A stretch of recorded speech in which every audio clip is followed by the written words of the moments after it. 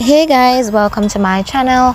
Today we'll be talking about the girl who was sexually violated at age 15, then she actually committed suicide, and we are talking about today Retaeh Parson'S. Retaeh began high school in September 2011 when she was 15 years old. She was in high school for a couple months when she and her friend went over to a home where two males lived. Someone decided to get vodka. Two more males came over to the home for a total of 2 females and 4 males. Alcohol was consumed by all of whom were present. Retaeh quickly became intoxicated and was left behind in a home with 4 males. She was raped that night and photo was taken of one of her assaults.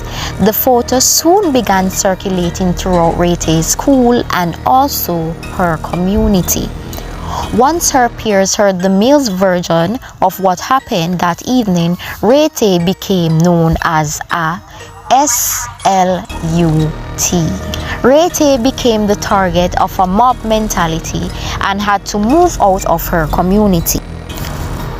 She lived in this community since she was 5 years old, and suddenly in an instant she was ostracized and ridiculed. The school did not try to protect her or manage the photo distribution, and the police were slow to do much of anything. The males were never interviewed. It took an entire year to close the case and inform us that no charges would be laid. Retaeh was crushed and felt that no one believed her.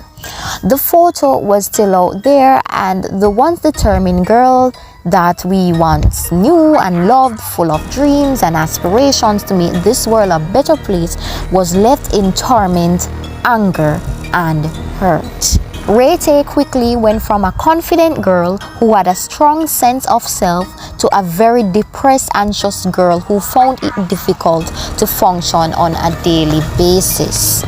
She had never had mental issues before this incident, but she sure did afterwards. She reached out to the mental health department of the hospital in an attempt to get help. After her 5-week stay, she was released, feeling worse than when she was admitted. Retaeh loved to read, loved her sisters, and was very close to her family.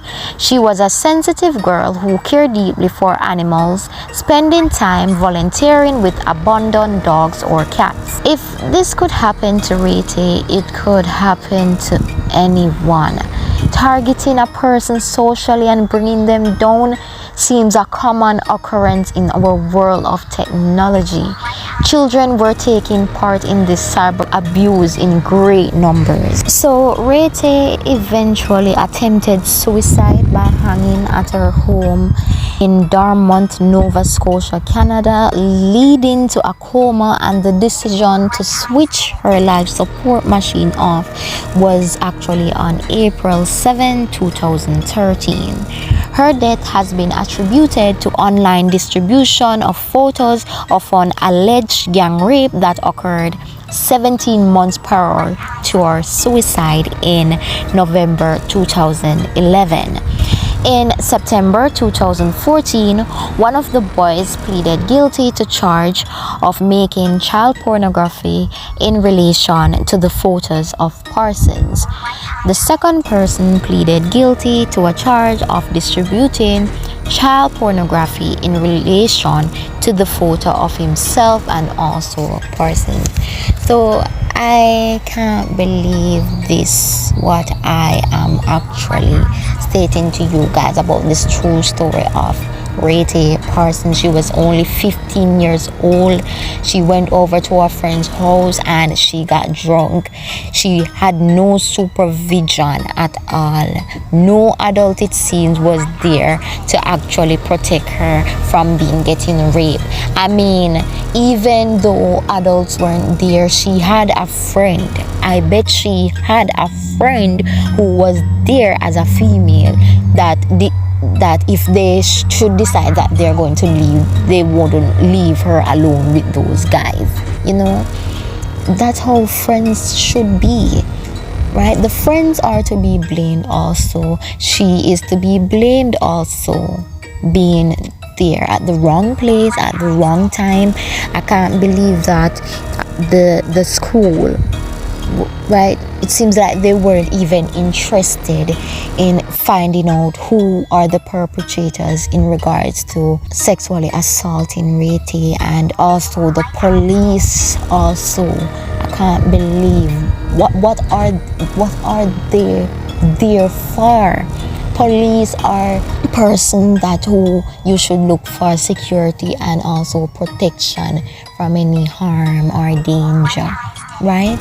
And those persons weren't there to help her. And these boys who actually sexually assaulted Retaeh, I bet they are now free and living a normal life.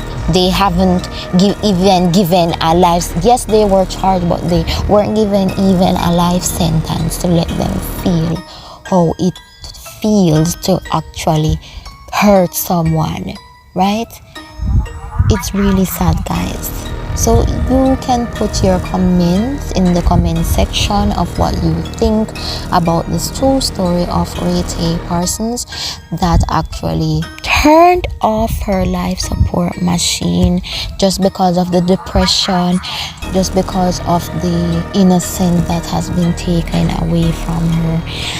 I have never been raped before, but I actually know how it feels to be harmed by someone that you didn't even give them the go ahead to do something to. Alright, so stay tuned, guys, for more updates. Until then, I'm out.